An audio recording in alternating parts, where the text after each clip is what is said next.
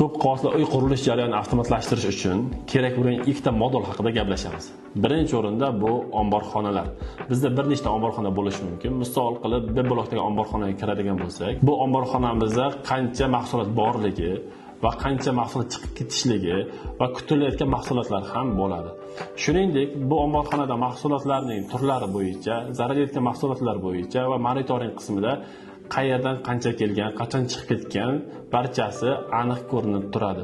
Bizda shuningdek kirim-chiqim moduli ham bor. Kirim-chiqim modulida aynan mijozlar bilan bo'lgan va boshqa kirimlar bo'yicha ham ko'rinib turadi. Qachon, qaysi sanada qancha kirim bo'lganligi, shuningdek chiqimda ham aynan qachon, qaysi sanada qancha chiqim bo'lganligi va kim tomonidan chiqim bo'lganligi ham aniq ko'rinib turadi. Balansda kirim bo'yicha, chiqim bo'yicha ham summalar aniq ko'rinadi.